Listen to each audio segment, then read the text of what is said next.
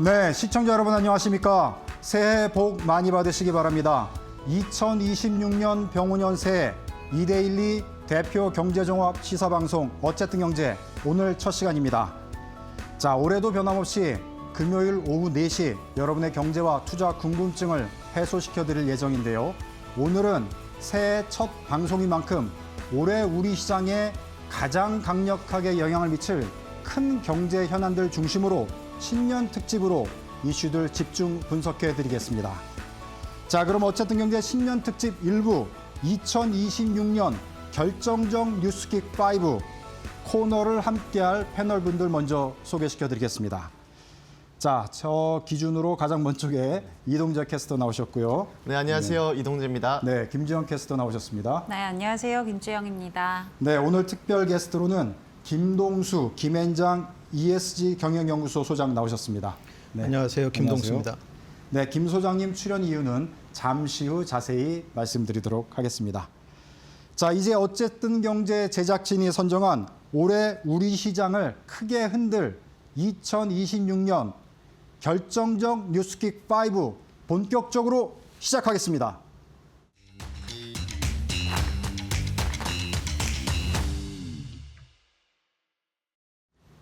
네, 앞서 말씀드린 대로 2026년 우리 시장을 크게 흔들 결정적 뉴스킥 5 보여드릴 텐데요. 어쨌든 경제 제작진이 선정한 올해 우리 경제와 시장을 크게 흔들 걸로 예상되는 뉴스 5가지라고 보시면 되겠습니다. 자, 그럼 2026년 결정적 뉴스킥 5 어떤 내용인지 화면으로 먼저 보시겠습니다. 네, 나오고 있는데요. 먼저 키워드로 저희가 정리를 해봤습니다. 글로벌 금융, 세제 개편, 탄소 관세, 월드컵 경제, 지방선거, 뭐 올해 여러 가지 뉴스들이 쏟아지고 시장에 미칠 변수들이 많겠지만 일단 저희 어쨌든 경제 제작진은 이렇게 5가지 키워드로 시장을 정리를 해봤습니다. 자, 그럼 먼저 글로벌 금융 키워드 전체적으로 어떤 소식인지 큰 화면으로 보여주실까요? 네, 나왔는데요. 자, 트럼프가 파월 해임하고 싶다. 지금 이게 공개적으로 발언을 했습니다. 그래서 지금 새해 이달 들어서 미국의 연준 차기 의장이 새롭게 발표될 걸로 예상이 되는데요. 이 소식 자세하게 진단을 해드리도록 하겠습니다. 자, 그럼 먼저 트럼프 미국 대통령이 현재 의장인 파월에 대한 해임 의견 어떻게 말을 했는지 영상으로 먼저 보시겠습니다. But no. We're thinking about bringing a suit against Powell for incompetence. Because think of it, these aren't outstanding buildings. These are small buildings. He's at $4 billion more. It's going to end up costing more than $4 billion. $4 billion. It's the highest price of construction. Again, Democrats, highest price of construction per square foot in the history of the world. There's never been. Gorgeous monuments are built for a much smaller price. So we're thinking about bringing a gross incompetence, what's called gross incompetence lawsuit. It's gross incompetence against Powell. And it was his baby. And the guy's just incompetent. I mean, there's nothing you can do about it. He's just a very incompetent man. But we're going to probably bring a lawsuit against him. January sometime. A favor to the nation. But he's come close. I mean, we're getting pretty close. I would fire him. I'd love to fire him, but we're so close, you know, maybe. But maybe I still might. Will you sell F-35? 네, 영상으로 보셨는데요. 트럼프 미국 대통령이 아주 공개적으로 파월 연준 의장을 해임하고 싶다. 뭐 소송까지 얘기하면서 무능함을 지적하면서 압박을 가하고 있는 형국입니다. 자, 파월 의장 임기가 뭐 5월까지로 알고 있는데요. 지금 그 전부터 갈아치우고 싶은 지금 트럼프의 의중이 지금 나온 셈입니다. 자, 자세한 내용 김지영 캐스터가 좀 전해주실까요? 네, 제가 추가적으로 좀 소식들 전달해 드리도록 하겠습니다. 우선 오늘 병오년의 첫 거래일 국내 증시 굉장히 대단했습니다. 코스피와 코스닥 사상 최고치를 경신했고요. 특히나 코스피 4,300선을 뚫어내기도 했습니다. 아마 많은 투자자분들이 오늘 하루 참 기대감이 커지는 시장이지 않았나라는 생각이 드는데요. 다만 올해에도 트럼프 대통령의 발언들이 시장에 영향을 주지 않을까 싶습니다. 그중 하나가 바로 차기 연준 의장에 대한 발표이고요. 앞서 트럼프 대통령이 1월 중에는 미국 연준의 차기 의장을 발표하겠다라고 밝혔습니다. 가장 유력한 인물로는 케빈과 케빈이 꼽히는데요. 케빈 허시 전 연준 이사와 또 케빈 해시 백악관 경제고문이 유력한 후보로 꼽혀지고 있고요. 과연 누가 될지는 1월 중에 지켜보셔야 될 것 같습니다. 또 트럼프 대통령 계속해서 파월 연준 의장에 대해서도 비판하는 발언을 이어가고 있습니다. 해임하고 싶고 그렇게 할 수 있다라고 이야기를 했는데요. 앞서 이야기 들으셨겠지만 파월 연준 의장의 임기는 5월 중에 끝이 납니다. 따라서 5월까지 금리 인하에 대한 압박으로 시장은 분석을 하고 있고요. 또 그 밖에도 이 연준 의장으로서의 임기는 5월에 끝이 나지만 연준 이사로서의 임기는 2028년까지 이어지기 때문에 새로운 연준 이사를 지명하기 위한 어떤 행동이다라고도 시장은 좀 보고 있습니다. 이런 부분들 주목해 보셔야 될 것 같습니다. 네, 지금 뭐 연준 의장 올해 어떤 식으로든 트럼프 대통령 이제 바꿀 의지를 이제 드러낸 셈인데, 네. 자, 뭐 미국 경제뿐만 아니라 한국 시장에도 상당한 영향을 미칠 것 같아서 이 상황 과정을 좀 예의 주시하면서 지켜봐야 될 것 같습니다. 네, 소식 잘 들었고요.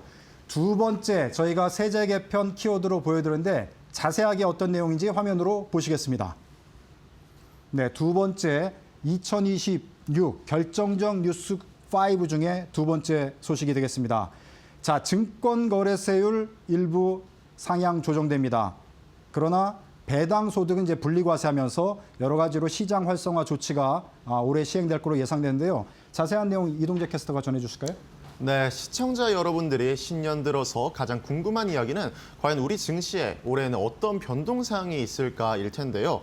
올해부터는 우리 증시에 배당소득 분리과세가 새롭게 도입되게 되고 코스피와 코스닥 시장의 증권 거래세율이 인상됩니다.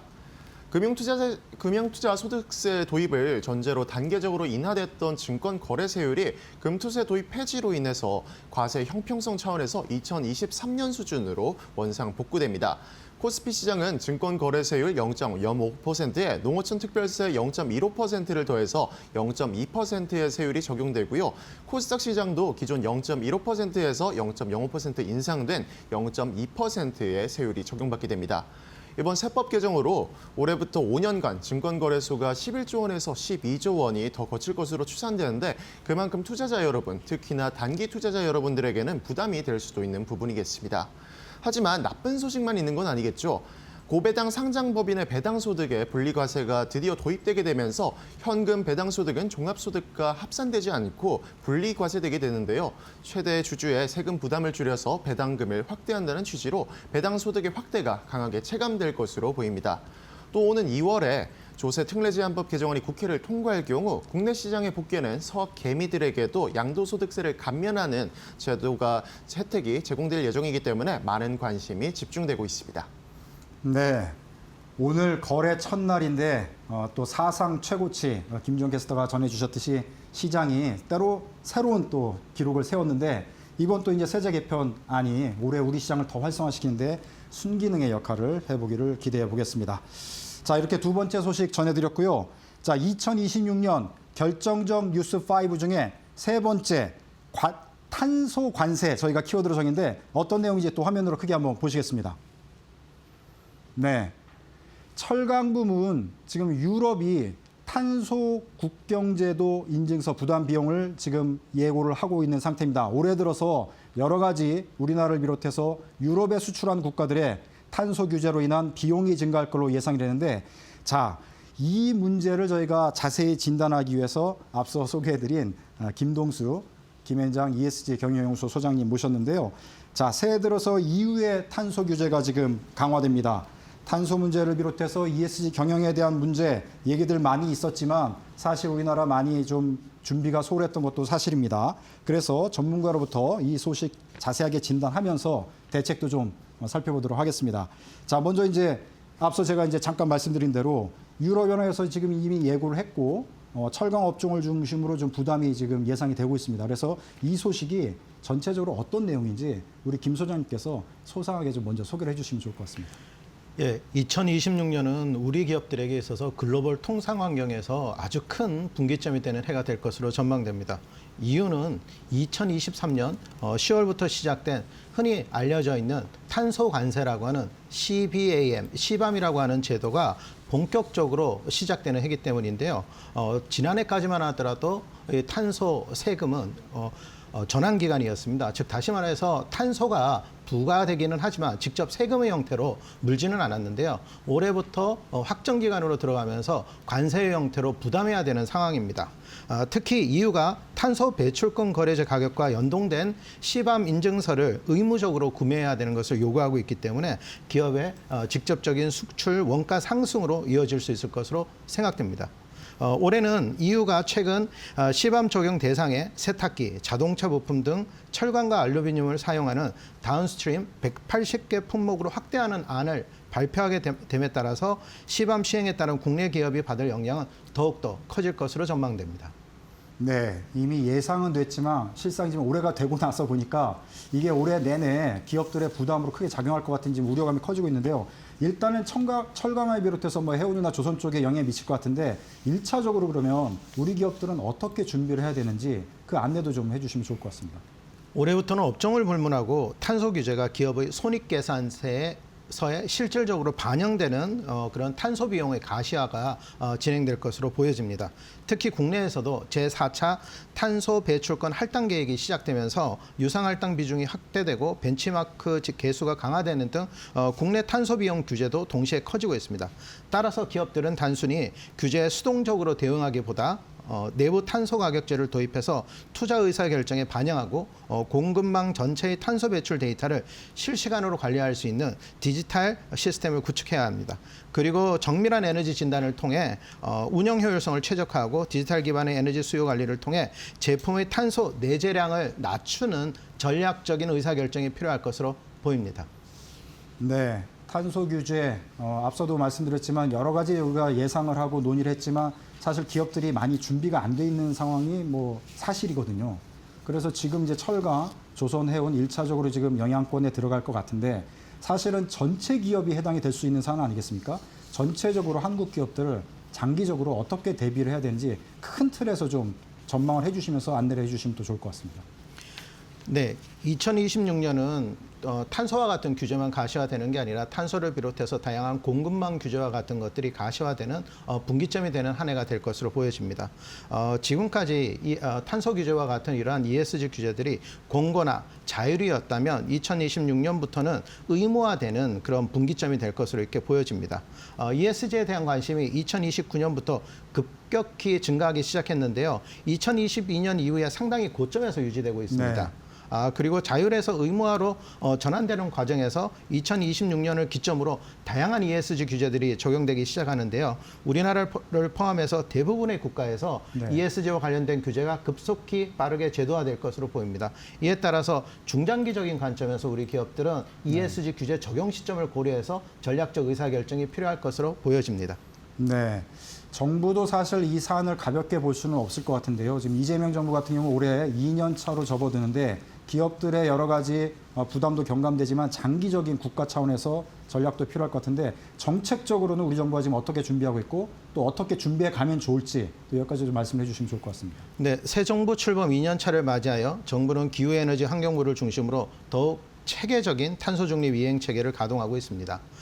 최근 발표된 2026년 업무보고 자료에 따르면 정부는 2035년 국가 온실가스 감축 목표 달성을 위해 산업계의 저탄소 설비 전환에 대한 예산을 집중하고요. 특히 탄소 관세 대응에 어려움을 겪는 중견, 중소기업들을 위해서 맞춤형 컨설팅과 배출량 산정 시스템 보급을 대폭 확대할 예정인 것으로 알려져 있습니다.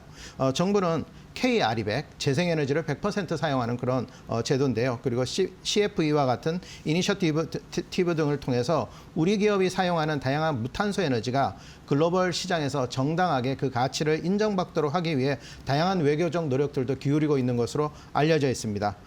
또한 KETS와 EU 탄소 관세 간의 탄소 가격에 대한 중복 부담 해소를 위해 고위급 협상을 지속적으로 추진하고 우리 기업의 통상 부담을 최소화하는 역할을 수행하기 위해서 노력하고 있는 것으로 알려져 있습니다. 네, 오늘 같은 경우는 이제 유럽의 탄소 규제, 그래서 이제 탄소 배출에 따른 여러 가지 철강 업종을 비롯한 관련 업종들이 피해를 볼 것 같아서 이제 이 주제를 가지고 말씀을 드리고는 있는데, 전반적으로 ESG 경영에 대해서 많은 준비를 우리가 해야 했음에도 불구하고 지금 준비가 많이 안 된 측면들이 있어요. 그래서 우리 소장님을 모신 건데, 지금 ESG 경영 연구소를 지금 운영하고 계시니까 앞으로 ESG 경영 차원에서 우리가 그동안 소홀히 했던 것들을 어떻게 차근차근 준비해 나가면 좋을지 전반적으로 ESG 경영 전략 차원에서 좀 안내를 해주시기 바랍니다. 우리 기업들이 지금 2025년을 지나면서 2030년까지의 중장기 전략들을 수립하는 기업들이 대부분 늘어나고 있습니다. 그래서 ESG 전략들을 수립하는 과정에서 탄소 관세뿐만 아니라 다양한 ESG 그런 규제들을 잘 중장기 전략에 반영한다면 글로벌 투자가들의 관심도 끌어낼 수 있는 상황입니다. 그리고 개별 기업들이 가지고 있는 흔히 알려져 있는 코리아 디스카운트 네. 같은 그런 문제들도 해소할 수 있는 그런 계기가 마련될 수 있을 것으로 보이고요. 현재 국내 주식시장이 견조한 상승세를 보이고 있습니다. 특히 오늘 같은 날은 레코드 브레이킹도 보여주기도 했는데요. 비교 가능한 ESG 정보 공시라든가 이런 공시 로드맵에 대한 발표라든가 아니면 그 공급망 실사와 같은 이런 체계들을 다양하게 준비하게 된다면 우리 기업들이 뭐 안전, 환경, 인권 등 다방면에서 기업들의 리스크 관리 체질이 개선됐다라는 시그널을 시장에 줄 수 있을 것으로 생각됩니다. 네, 금방 말씀하신 대로 이제 국내에 ESG 그 공시 규제 도입에 대한 논의가 지금 활발하게 진행되고 있는 것으로 알고 있는데, 이 제도가 왜 우리 시장에는 중요한 건지 그 중요성에 대해서 한번 설명을 해주시겠습니까? ESG 공시 제도는 굉장히 큰 의미를 갖습니다. 대부분의 국가에서 국가마다 조금씩 진행 상황은 다르지만 2029년을 전후해서 대부분의 국가들이 ESG 공시 의무화를 도입할 예정인 것으로 알려져 있습니다. 지금까지 ESG 정보 공개는 기업 간 비교 가능성이 굉장히 어려웠습니다. 기준도 다르고 그리고 공개한 항목도 달랐기 때문입니다. ESG 정보 공시가 의무화되게 되면 기업 간 비교 가능성이 올라가게 되므로 투자자들의 신뢰성을 확보할 수 있게 되고요. 그리고 ESG 성과가 높은 기업들이 투자자들의 선택을 폭을 받을 수 있는 가능성이 굉장히 높아지게 됩니다. 따라서 ESG 정보 공시의 제도화는 기업들의 신뢰성 제고로 직결된다라고 할 수 있습니다. 네, 소장님 그 설명해 주신 것 중에 공급망 규제 강화 이런 것도 좀 말씀을 해 주신 것 같은데, 이게 지금 어떤 내용이고 이게 또 왜 우리가 중요하게 생각을 해야 되는지 끝으로 이 설명을 해 주시고 마무리하도록 하겠습니다. 지금까지 기업에 대한 규제는 ESG에 대한 규제라고 하더라도 그 기업의 국한에서 있었는데요. 앞으로의 ESG 규제는 우리 담장 안에서 그 기업에 대한 규제뿐만 아니라 공급망 상에서 기업이 어떤 성과를 내는지가 굉장히 중요해질 것으로 보입니다. 예를 들어서 탄소 관세가 부과될 때 지금까지는 기업이 배출하는 탄소량에 대해서만 고민을 하면 되는데요. 이제 앞으로는 공급망 상에서 배출되는 탄소량까지 모두 합산해서 정보를 확인해야 되는 그런 상황입니다. 따라서 공급망 상에서의 성과 관리는 기업들의 재무제표와 직결된다라고 볼 수 있습니다. 앞으로 공급망과 관련된 규제들은 점차 더 확대될 것으로 보여지고요. 2026년부터 시작해서 공급망 규제에 대한 구체적인 가이드라인이 나올 것으로 보여지며 2027년부터는 공급망 규제가 본격적인 궤도에 오를 것으로 보여짐에 따라 우리 기업들의 준비가 필요할 것으로 생각됩니다. 네, 말씀 감사합니다. 자, 지금까지 올해부터 적용되는 유럽연합의 탄소 규제, 또 세금 관련 내용, 그다음에 우리가 어떻게 대응해야 될지 여러 가지 전략까지 살펴드렸습니다. 자, 이제 다음 소식으로 넘어가 보겠습니다. 2026년 결정적 뉴스 5 중에 세 번째 키워드 월드컵 경제로 저희가 잡아봤는데요. 화면으로 한번 보시겠습니다. 네, 지금 나오는데요. 올해 월드컵이 열립니다. 한국은 16강 진출을 목표로 하고 있는데요. 여러 가지 경제적 효과가 있고 간접적, 직접적 이렇게 수치로 분석된 데이터들이 나오고 있습니다. 그런데 자, 치맥 없는 월드컵 하면 뭐 치맥 떠오르지 않습니까? 그런데 지금 오전 10시에 주로 축구 경기가 열린다고 해서 자영업자 또 운영하시는 분들이 여러 가지로 또 울상이라고 합니다. 그래서 관련 내용은 김지영 캐스터가 좀 자세히 좀 전해 주실까요? 네. 축구 좋아하시는 분들이라면 내년도 북중미 월드컵, 올해죠, 이제. 올해 북중미 월드컵 굉장히 기다리실 것 같은데요. 그런데 다소 아쉬운 점이 있다면 바로 시간입니다. 대한민국 국가대표팀의 대부분의 경기가 평일 오전에 몰려있기 때문인데요. A조인 한국은 6월 12일 오전 11시 1차전 경기를 시작으로 해서 19일 오전 10시에 멕시코와 또 25일 오전 10시에는 남아공과 경기를 치르게 됩니다. 출근해야 하는 직장인들도 당연히 아쉽겠지만 역시나 가장 아쉬운 건 이 월드컵 특수를 기다렸던 자영업자일 것 같은데요. 축구하면 우리 앵커님이 이야기해 주신 대로 치맥을 또 빼놓을 수가 없는데 2022년 카타르 월드컵 당시에 경기 당일 이 치킨집의 매출이 평일보다 2배 가까이 증가를 했다고 합니다. 그만큼 많은 분들이 기다리셨을 특수일 것 같은데 이번 국가대표팀의 경기가 오전에 몰려 있다 보니까 아무래도 이 특수를 기대하기는 좀 어려울 것 같다라는 게 시장의 전망이고요. 또 저 역시도 이런 이벤트들이 있을 때 종종 치맥 즐기기도 했는데 이번에는 좀 힘들지 않을까 그런 생각이 듭니다. 네. 김주영 캐스터는 올해 지금 네. 이제 월드컵 경기 진행할 때 오전 10시에 주로 경기가 열리는데 네. 보실 계획이신가요? 저는 근데 또 그때 네. 일을 준비하고 있는 시간이라서 네. 또 이 경제 시장은 굉장히 빨리 지나가잖아요. 한참 주식 시장 열리고 있을 때고 그쵸. 직장으로 따지면 한참 일하고 있을 시간이어가지고 사실 경기 보기가 쉽지는 않을 것 같아요. 네, 쉽지 않을 것 같고 저도 아무래도 경기 끝나고 나서 결과만 좀 살펴보지 않을까 그런 네. 생각이 듭니다. 경기도 못 보면 뭐 오전 치맥도 불가능한 거네요 지금. 그렇죠. 자 그러면은 이동재 캐스터는 상황이 어떠신가요? 저는 축구를 굉장히 좋아하기 때문에 이번 월드컵을 상당히 기대를 많이 하고 있었는데요. 저도 아쉽지만 경기는 볼 수 없겠지만 또 토너먼트에 올라간다면 또 새벽 시간대 좋은 경기들이 많이 집중돼 있는 만큼 또 우리 손흥민 선수의 라스트 댄스가 될 수 있는 이 마지막 기회일 수도 있다 보니까 최대한 새벽에 출근을 하지 않는 날에 휴일을 맞이해서 치맥과 함께 축구를 즐기고 싶습니다. 네. 혹시 우리 김동수 소장님께서는 이번에 월드컵 경기 좀 보실 계획이신지 어떠신지 여쭤보시면. 예, 아마 예선전은 좀 어렵겠지만 그 토너먼트에 올라가게 된다면 꼭 네. 챙겨보도록 하겠습니다. 네. 자 여러 가지로 이제 한국 축구 국가대표팀이 선전해서 좋은 결과도 내는 게 좋겠지만 계속 토너먼트까지 진짜 올라가서 주말 뭐 야간에 우리가 볼 수 있게 된다면 뭐 우리 내수 또 식음료 업종들도 주식시장에서 크게 좀 상승하는 모멘텀이 되는 그런 계기까지 좀 만나봤으면 좋겠다 이런 생각을 하게 됩니다. 자 올해 이제 월드컵 경기가 열리기 때문에 이 소식 전해드렸고요. 이렇게 네 번째 소식은 마무리하도록 하겠습니다. 자 2026년 결정적 뉴스 5 중에 마지막으로 저희가 준비한 지방선거 키워드로 뽑은 내용 화면으로 보시겠습니다. 네, 여러분들 뭐 다 아시겠지만 월드컵뿐만 아니라 올해 또 6월에 큰 지방선거가 있지 않습니까? 그래서 지금 여야 지금 아주 분주하게 뛰고 있는데요. 지방선거 지금 여야 대격돌은 이제 예상이 돼 있는데 이재명 정부 2년 차의 중간평가 성격도 있고요. 야당이 이제 국민의힘도 사실은 이 지방선거 결과에 따라서 존폐 위기에 몰릴 정도로 여러 가지 지금 긴장감 속에 이 선거를 기다리고 있는 상황입니다. 관련해서 좀 이동재 캐스터가 내용 전해 주실까요? 네, 말씀해 주신 것처럼 올해 6월 3일에는 제9회 전국 동시 지방선거가 치러집니다. 이재명 정부의 출범 이후 꼭 1년 만에 열리는 이번 지방선거는 집권 2년차를 맞이한 이재명 정부의 중간평가 성격을 강하게 띠고 있는데요. 총선과 대선의 연이은 승리를 이어가려는 여당과 소수 여당이 된 상황에 반전을 노리는 국민의힘 위주의 야당의 한판 승부가 될 것으로 보입니다. 그중에서도 서울시장과 부산시장 자리를 두고 많은 관심이 이어지고 있는데요.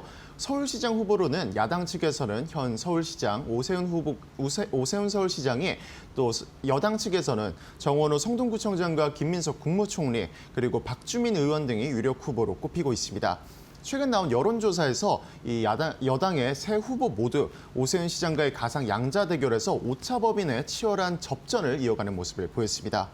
또 부산시장 선거 여론조사에서는 민주당의 전재수 의원이 현 박형준 부산시장을 앞서는 모습도 보였습니다. 최근 금푸수수 의혹으로 장관직을 사퇴하면서 부산시장직의 출마 여부도 불확실한 상황이지만 여전히 높은 지지율을 이어갔는데요. 또 조국 대표의 부산시장 출마 가능성도 열려있기 때문에 승부의 추가 어디로 기울지 많은 관심이 몰려있는 상황입니다. 또 이 밖에도 경기지사 또 지난 대선의 거대 양당 후보가 모두 경기도지사 출신이었잖아요.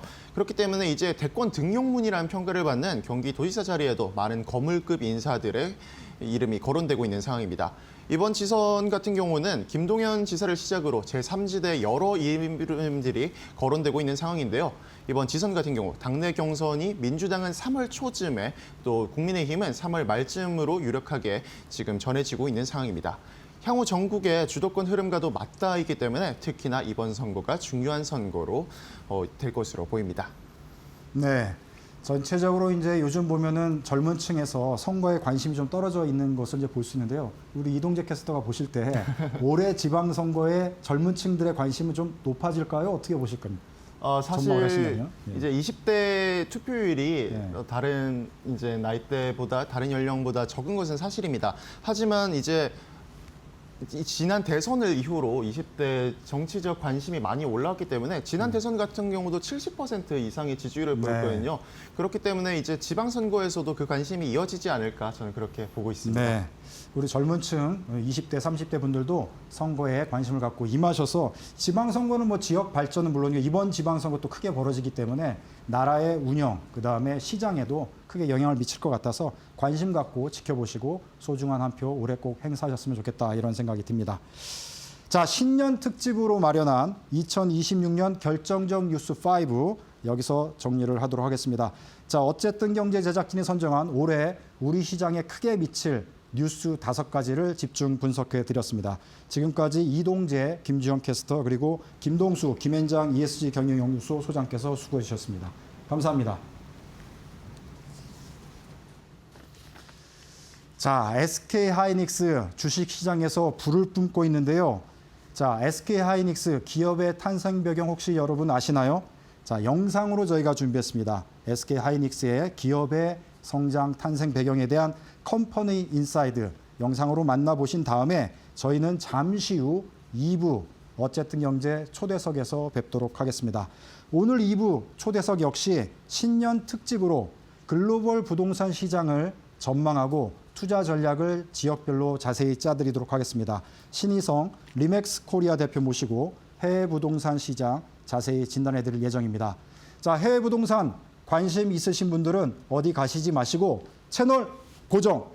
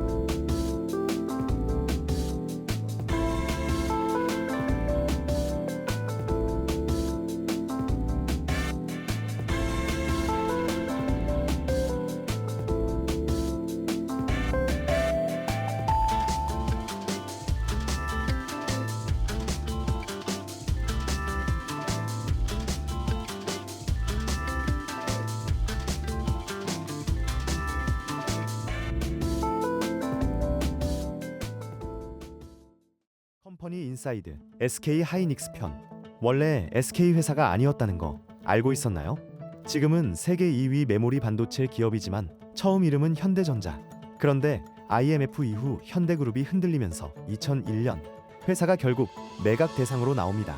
다들 저걸 우리가 굳이? 하며 눈치만 볼 때 딱 한 곳 묘하게 끌린 회사가 있었죠. 바로 SK인데요. 문제는 인수자금이 부족했어요. 그래서 어떻게 했냐? 구조화된 할부 방식으로 샀습니다.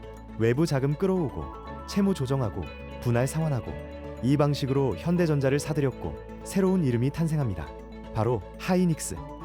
초반엔 돈도 기술도 빠듯해서 하이낙스, 하위닉스라는 놀림도 들었지만 SK가 선택한 건 미친 집중력 하나. 바이낸드, 디램 투자에 올인하더니 결국 세계 시장 점유율 2위, 업계가 인정하는 기술력 깡패로 성장하게 된 건데요. 할부처럼 사온 회사가 세계 반도체 판도를 흔드는 기업이 됐다는 이야기. 이게 바로 SK 하이닉스의 진짜 비하인드입니다.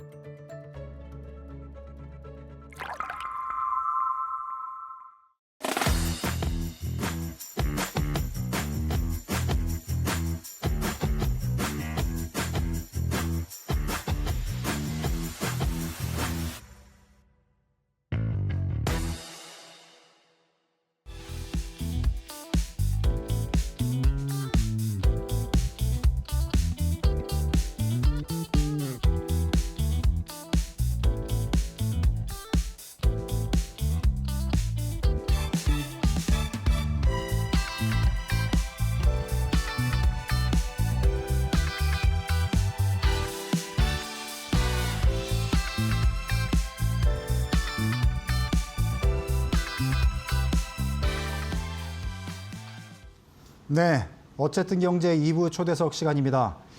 자, 오늘은 저희 어쨌든 경제 새해 첫날 방송이어서 또 특집으로 2부 전해드릴 텐데요. 자, 지난주 저희가 마지막 방송에서는 지난해 마지막 방송에서는 국내외 증시 여러 가지로 진단을 해드렸기 때문에 오늘 새해 첫 방송에서는 글로벌 부동산 시장을 전체적으로 조망을 하고 지역별로 투자 전략까지 자세하게 짜드리는 시간 마련했습니다. 자, 그래서 도움 말씀 위에 단연간 지역별로 해외 부동산 시장을 보고 계신 이분을 모셨습니다. 자, 신희성 리맥스 코리아 대표 나오셨습니다. 네, 안녕하세요. 안녕하세요. 네. 자, 새해라서 올해 글로벌 부동산 시장 자세하게 이제 지역별로 진단해 드릴 텐데요. 네. 그에 앞서서 먼저 작년 2025년에 글로벌 부동산 시장은 전반적으로 어떻게 흐름이 이어졌는지 네. 전반적으로 한번 진단을 먼저 해주시죠. 네. 두 가지가 같이 움직였던 것 같아요. 이제 공급망이 이제 전쟁 때문에 이제 어쨌든 원가들이 올라가고 또 수요도 고금리가 계속 유지되면서 수요도 좀 줄었고 네. 그런 상태에서 가격도 내리지 않고 뭐 이런 상태가 계속 유지됐던 것 같고요. 그런 와중에 이제 AI에 의해서 데이터 센터라든지 네. 물류라든지 이런 쪽의 시장들, 그다음에 그거에 따라서 그 고객들이 투자자들은 이제 주거용 쪽으로 가면은 멀티 오피스라든지 멀티 패밀리 네. 이런 쪽의 투자들이 조금 더 활발해졌던 시장인 것 같습니다. 그리고 이제 두바이라든지 이런 쪽의 안정적인 자산들로 좀 뭐 모이는 현상들이 좀 있었고요. 네. 전체적으로는 이제 한국의 투자자들 분들도 이제 시세 차익보다는 네. 그냥 기본적으로 안정적인 임대 수익이나 이런 쪽으로 이제 다변화되는 투자 수요 자체가 좀 다변화되는 그런 현상이 있었던 것 같습니다. 네. 전반적으로 하여튼 여러 가지 변수 속에 네. 투자자들은 급격한 뭐 시세 차익보다는 안정적인 포트폴리오 위주로 선택을 했고 네, 그쪽으로 가는 거고 네. 그쪽으로 저희도 유도들을 좀 많이 하고 지역별로도 좀 많이 이렇게 좀 분산되는 그런 특징들도 보이고 예, 맞습니다. 뒤에서 자세히 나오겠지만 작년에 이제 그런 현상을 보였다 이렇게 말씀을 해주셨고 자 그러면 이제 이어서 2026년 이제 올해 새해 또 오늘 이제 저희가 이 방송 이제 첫 방송이라서 말씀을 드리는데 전체적으로 해외 부동산 시장은 올해는 어떻게 전개될 걸로 예상을 하시는지 먼저 전반적인 그림을 한번 그려주시고 지역별로도 계속 여쭤보도록 하겠습니다. 네. 전반적인 투자 심리나 이런 것들은 올해의 흐름에서 계속 이어갈 것 같고요. 네. 네, 뭐 미국의 중개사 협회라든지 NAR 같은 데서도 좀 급진적인 어떤 뭐 변동성보다는 투자 안정적으로 변화가는 거고, 그다음에 투자 심리는 좀 살아날 거다, 전체적으로 살아날 거다 이런 쪽으로 얘기들을 하고 있고요.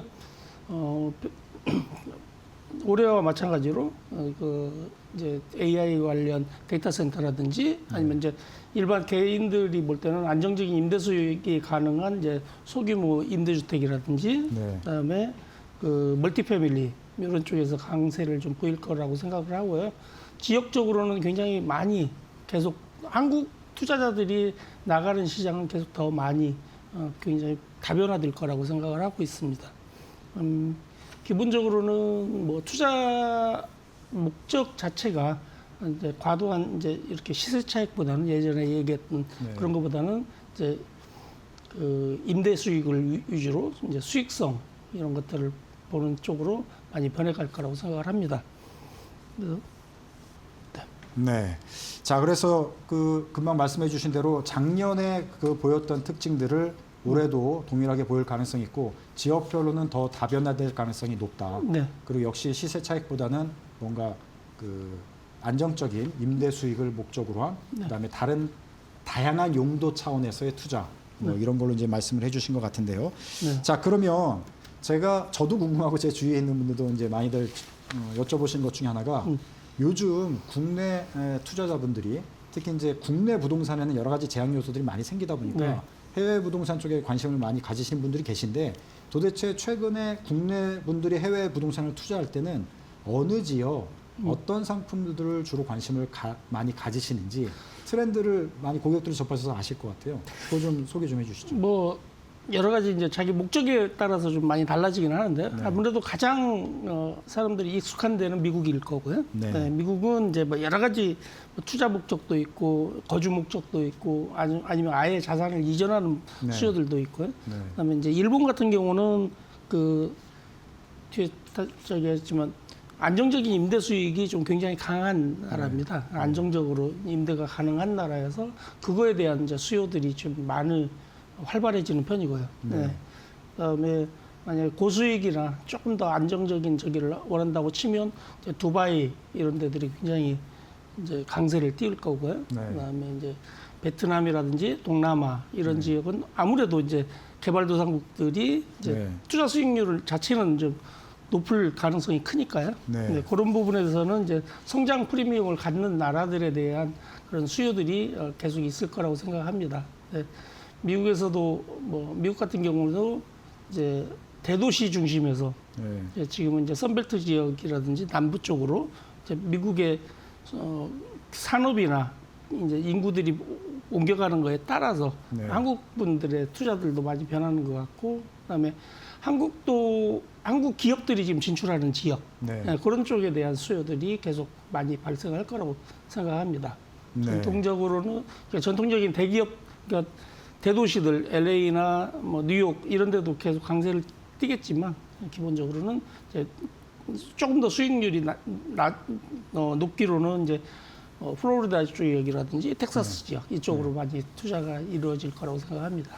네, 전체적으로 한국 분들이 해외 부동산을 투자할 경우에 최근의 트렌드로는 일단 미국 전통적으로 가장 많이 투자를 하고 계시고 또 일본도 많이 투자를 했다.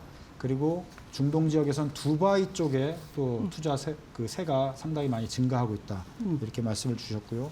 미국 쪽에도 기존의 이제 큰 대도시에서 다른 도시로의 투자 움직임도 지금 보이고 있다. 네. 이렇게 지금 요약을 해볼 수 있을 것 같은데, 자, 미국을 이제 말씀해 주셔서 이제 미국부터 여쭤보도록 하겠습니다. 네.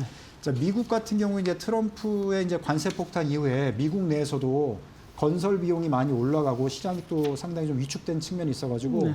미국 내에서도 그렇고 해외에서 미국 쪽의 부동산 투자도 과거보다는 좀 덜 활성화됐다, 이런 좀 약간의 침체가 있었다, 네. 이런 얘기들이 많이 들리는데 올해는 어떻게 전개될 걸로 보시는지 미국에 집중해서 저희가 한번 살펴보고 싶거든요. 네. 그래서 미국의 투자 시장의 흐름과 방향은 어떻게 갈 걸로 보시는지 자세하게 좀 말씀해 주세요. 사실은 정치적인 이슈하고 계속 맞물려서 판단하기가 좀 쉽지는 않은데요. 그 미국에 계신 현지에서 이제 일을 하고 있는 현장에서 일하고 계신 이제 에이전트 분들의 그 전언에 의하면 올해보다는 좀 나아지지 않겠느냐 하는 게 이제 기본적인 생각들이고 작년보다는 뭐 작년입니다. 벌써 작년보다는 좀 나아지지 않겠느냐는 생각이 속에서 주로 이제 그 관광 상품 쪽보다는 아무래도 안정적인 그 기업들이 어디 가나 마찬가지지만 기업들이 이제 이전하는 쪽에 따른 그 수요들, 그래서 그런 데들에 대한 그 소규모 임대주택이라든지 아니면 조금 더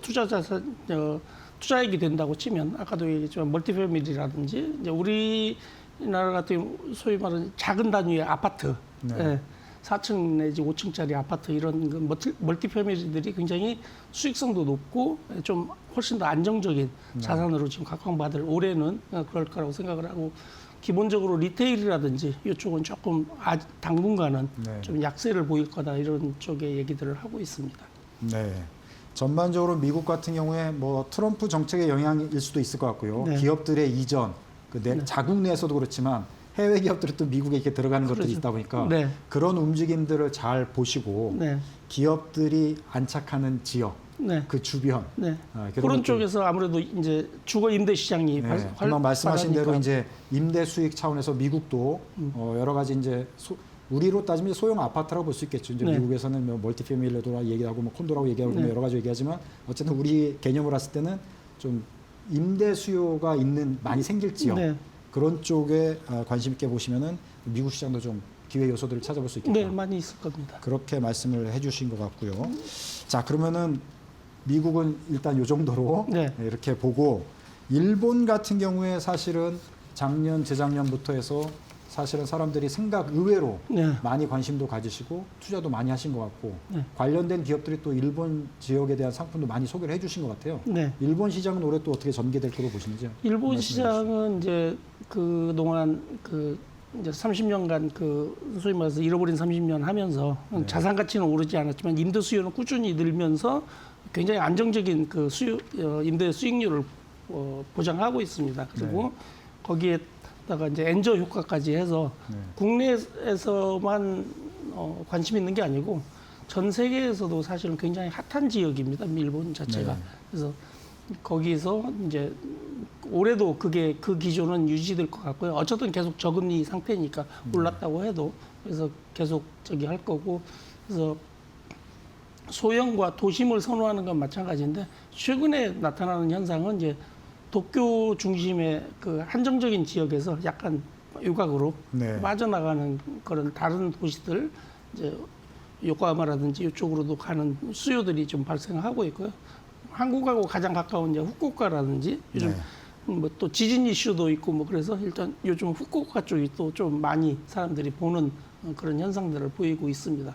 전체적으로는 일본은 임대 시장 자체가 주거 임대 시장 자체가 굉장히 안정된 지역이어서 네. 네. 그쪽도 계속 볼만한 지역이기는 합니다. 근데 금액은 굉장히 많이 올랐습니다. 사실. 아, 일본이요? 네. 그 사이에 공급도 많지 않았고 그래서 그런 이슈로 해서 가격은 매물이 별로 없는 상태로 알고 있습니다. 그러면은 앞서 선투자하셨던 분들은 수익률이 일본 부동산 같은 경우 상당히 높다고 볼 수 있겠네요. 한국보다는 높을 겁니다. 네, 상당히 재미들을 괜찮게 보고 계실 겁니다. 그러면 올해도 약간 늦었다 이렇게 생각하시는 분들 중에서도 일본 부동산이 차라리 날 수도 있겠네 이렇게 생각해 볼 수도 있겠네요. 부동산들은 항상 그렇지만 물건마다의 특성들이 있잖아요. 네. 그래서 이제 어떤 거를 잘 이제 고르느냐. 네. 요즘은 이제 또 그걸 해서 리모델링을 한다든지 이제 네. 기본적인 것들은 대부분 다 저기 하니까 재개발이 잘 안 되는 나라니까 미국은. 네. 그래서 일본은 그래서 이제 사서 이제 노후된 주택을 리모델링 한다든지 네. 그래서 임대 수익을 올린다든지 네. 이런 흐름들은 꾸준히 나타날 거라고 보입니다. 그리고 지역적으로도 일본 같은 경우는 과거는 무조건 이제 도쿄 중심으로 생각했다면 지금은 이제 근처인 요코하마 쪽도 있고 약간 이제 좀 떨어져 있지만 한국에 인접한 후쿠오카 후쿠오카, 쪽에 네. 또 상당히 한국 사람들이 관심을 많이 갖고 있다. 네네. 또 후쿠오카 지역이 생각보다 그 산업 쪽이 많이 일본 내에서도 지금 많이 그쪽으로 가고 있기 때문에 네. 상당히 유망한 지역이라고 보고 있습니다. 네. 그 올해 같은 경우 또 일본 시장에 대한 여러 가지 안내나 그런 것도 많이 앞으로 이벤트 같은 것도 많이 있을 수 있겠다는 생각도 드네요. 네네. 자, 그러면 일단 일본은 요 정도로 하고요. 네. 우리가 좀 궁금한 지역들이 많기 때문에 동남아로 따지면은 이제 베트남을 중심으로 해서 과거에는 말레이시아, 뭐 필리핀 이런 쪽에도 사람들이 관심이 있었고요. 네. 올해는 어떻게 전개될 거라고 보십니까? 베트남을 중심으로 한번 말씀해 주시면 베트남은 꾸준히 어쨌든 굉장히 젊고 생산이 많이 산업이 성장하고 있는 나라잖아요. 네. 그래서 그쪽 중심으로 해서 한국 사람들이 이제 관광으로 익숙한 지역보다는 네. 아무래도 산업이 발달하고 있는 하노이나 호치민 이쪽 중심으로 바라보는 게 굉장히 유리하실 거라고 생각하고요. 굉장히 성장세가 높게 나타나고 있습니다. 대신 이제 몇 가지 이제 함정들이 좀 있는데 네. 뭐 토지 소유를 못 한다든지 동남아 시장은 전체적으로 네. 토지 소유를 못 한다든지 그다음에 베트남 같은 경우는 뭐 전체 사이트에서 외국인 소유를 제한한다든지 이런 나름대로 얘기들이 있고, 그다음에 계약서 자체도 그 베트남어로만 쓰기 때문에 네, 네. 예, 그런 것들에 대한 것들은 굉장히 유의해서 보면서 또 우리나라 같이 뭐 책임 준공이라든지 이런 게 없이 시행사나 시공사의 그 저기들을 많이 신용을 봐야 되기 때문에 어떤 시행사가 개발사가 하고 있는지 이런 것들, 현지 파트너가 누군지 이런 것들을 보는 게 포인트가 될 거라고 생각합니다. 전체적으로는 굉장히 유망한 시장인 것 맞습니다. 네. 자, 동남아 중에서 이제 특히 이제 베트남 중심으로 보면은 시장은 유망하고 괜찮은데 여러 가지 이제 현지 로컬의 제도나 이런 것들이 이제 한국하고 많이 다른 부분이 있어서 유심히 잘 살펴봐야 되고 시공사들의 어떤 신뢰성, 안정성 이런 것들 잘 가장 중요한 보셔야 된다. 네. 이런 말씀을 해주셨습니다. 자, 두바이도 관심이 많아요. 중동이긴 한데 네. 사실은 뭐 드림시티 컨셉의 두바이 개발 뭐 상당하지 않습니까? 네. 그래서 가보신 분들은 깜짝깜짝 놀랐는데 이쪽에 또 한국 분들이 투자도 많이 하셨나 봐요. 네네. 올해 어떻게 보십니까? 두바이는 꼭 한국 사람만들만이 아니고요. 그 유럽 사람들도 네. 이제 러시아하고 우크라이나 전쟁 때문에도 굉장히 많이 지금 따뜻한 태양과 네, 예, 그렇죠. 그리고 일단 기본적으로 국가 산업도 굉장히 많이 발달하고 있고 네. 그래서 안정적인 수요가 계속 바탕이 되고 있는 나라입니다. 그래서 그다음에 정부에서도 공격적으로 이렇게 골든 비자라든지 네. 이런 제도들을 통해서 외국의 유수한 인력들을 이제 흡수하려고 노력을 많이 하고 있고 그래서 네. 굉장히 유지한 제도고 소득세라든지 이런 것들을 거의 없는 수준으로 지금 유지하고 있어서 절세에 관해서 전 세계적으로 많은 부호들이 이렇게 눈여겨보는 지역입니다. 그래서 앞으로도 계속 전망은 되게 좋을 거라고 생각하는데 이제 최근에 나타난 시장은 이제 확장기에서 좀 안정세로 들어가면서 네. 조금은 이제 그 아까 뜻이 시행사나 이런 디벨로퍼들이 조금 취약한 지역들의 한국 분들은 좀 이렇게 접근하기가 쉬우니까 그런 쪽에 접근을 하려고 하는 경향들이 좀 나타나는데 그런 것들만 좀 주의하시고 핵심 자리에 조금 비싼 지역이더라도 핵심 자리에 들어가신다고 치면 나름대로 안정적인 효과들을 볼 수 있을 거라고 생각합니다. 단 그 두바이 같은 데서 얘기할 때 세금의 절세 효과에 대해서 굉장히 많이 강조를 하는데요. 그거는 세무적으로 많이 따져보셔야 됩니다. 꼭 그렇게 세금 효과를 절세 효과를 볼 수 없을 수도 있으니까 잘 네. 따져보셔야 됩니다. 네, 두바이 같은 경우는 뭐 유망하긴 하지만 여러 가지 세금 그 이슈 같은 걸 잘 지금 따져보실 필요가 있다 이런 말씀을 주셨고요. 예. 그건 뭐 두바이만이 아니고 전 세계 어디를 가나 어느 지역을 저희가 해외 하시든지. 투자를 할 때 절세 부분을 굉장히 강조하는데 그거는 거기에 거주할 때 얘기고 네. 여기서 거주하고 있으면서는 그 효과를 못 볼 가능성이 훨씬 더 많습니다. 네, 금방 말씀해 주셨지만 지금 해외 부동산 투자를 할 때는 사실은 국내하고는 다르기 때문에 네. 따져야 될 요소들이 많이 있지 않습니까? 그렇죠. 그래서 해외 부동산 투자할 때 이러이러한 점들은 조심하셔야 된다. 금방 세금 관련 부분, 네. 네, 그래서 간단하게 좀 얘기해 그 주시면 국내 부동산도 마찬가지지만 특히 해외에 자기하고 익숙하지 않은 지역이잖아요. 저희들하고 익숙하지 않은 지역에 보통은 이제 광고나 이런 것들을 통해서 이렇게 저희가 이제 매수를 하려고 시도들을 하시는데 네. 그때 그 굉장히 그 짧게 굉장히 강하게 이렇게 주장하는 것들이 세금에 관한 문제라든지 이런 것들을 되게 많이 얘기를 합니다. 그리고 근데 내가 익숙하지 않은 지역에 우선 투자하는 거는 좀 금물인 것 같고요. 네. 예, 뭐가 많이 오른다 이런 쪽보다는 전체적인 자산 포트폴리오 상에서 해외 부동산은 정말로 안전자산 쪽에다 두고 거기서 뭐 환율 문제도 이런 것들도 있지만 거기서 수익을 얼마나 창출하면서 오래 내가 끌고 갈 수 있을 건지 그런 쪽에서 먼저 접근을 하는 게 좋고요. 내가 왜 사야 되는지 어디다 뭘 살 건지가 아니고 왜 사야 되는지에 대한 이게 투자 수익용인지 아니면 장기 보유용인지 아니면 뭐 자녀 이주들이나 이런 문제들인지 이것들에 대한 목적을 먼저 확실하게 한 다음에 그다음에 내가 좀 익숙한 지역 그런 데서 저기 하고 이거는 많이 번다는 것보다는 어떻게 보면 리스크를 해지할 거냐 쪽에서 접근하시면 좀 더 유리할 거라고 생각합니다. 네. 자, 해외 부동산 같은 경우에 이제 리스크 해지 차원에서 투자 목적, 그다음에 환율도 따져보시고 세제 혜택이 어떻게 되는 건지 거주자와 또 해외에서 투자하는 건 다르기 때문에 이런 것도 면밀히 따져보실 필요가 있고 그다음에 시행사, 시공사의 안정성 뭐 여러 가지를 따져보실 요소들이 많이 있다. 그래서 해외 부동산 마냥 장밋빛으로만 보시면 안 되고 전반적으로 리스크 해지를 해야 된다. 이렇게 보시면 되겠습니다. 자, 오늘 바쁘신데 나와주셔서 감사드리고요. 다음번에 좀 지역별로 자세히 또 안내해 주시면 좋을 것 같습니다. 네, 감사합니다. 고맙습니다. 자, 알찬 정보 듣다 보니까 이제 벌써 마칠 시간 됐는데요. 신년 특집으로 마련한 어쨌든 경제 여기서 마치도록 하겠습니다. 올해는 저희도 변함없이 계속 금요일 오후 4시 알찬 정보, 인사이트 있는 경제 소식 전해드리도록 하겠습니다. 시청해 주셔서 감사합니다.